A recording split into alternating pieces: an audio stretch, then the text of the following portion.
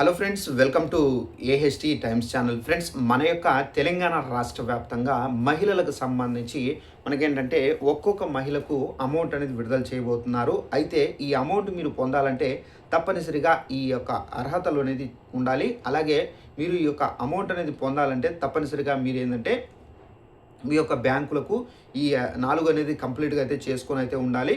అయితే ఆ 4 ఏంటి, దానికి సంబంధించిన పూర్తి వివరాలు తెలియజేస్తాను. ఒక్కొక్కరికి 30,000 వరకు అయితే లబ్ధి అనేది కలగబోతుంది. సో ఎవరెవరికి కలగబోతుంది ఏంటి దానికి సంబంధించి కూడా తెలియజేస్తాను. అయితే ఈ అమౌంట్ ఇలాంటి వాళ్ళకి మాత్రం వేరండి. ఎవరికి వేరు ఏంటి అని కూడా మీకు ఎక్స్‌ప్లెయిన్ అయితే చేస్తాను.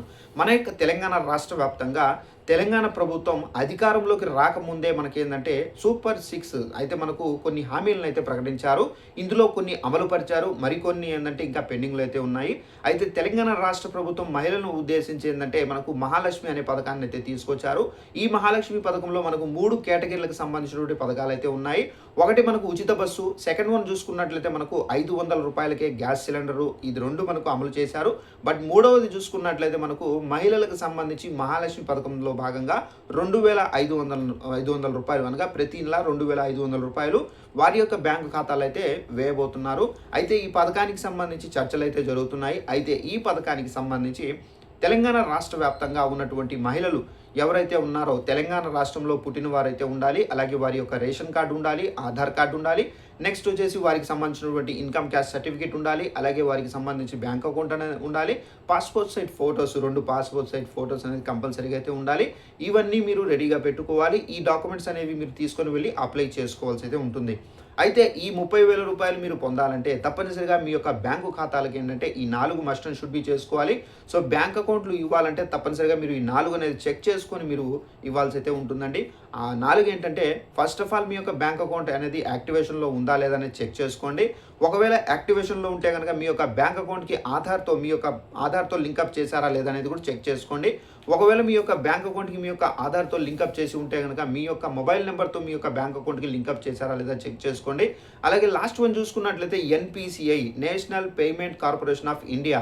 సో ఇది మస్ట్ అండ్ షుడ్ బి మీరు మీ యొక్క బ్యాంకులకు అయితే లింకప్ చేయాలి. ఒకవేళ మీరు లింకప్ చేయకపోతే మీ యొక్క బ్యాంక్ అకౌంట్కి మీ యొక్క ఏదైతే స్కీమ్కి సంబంధించి మహాలక్ష్మి 2,500 అనేది పడవండి.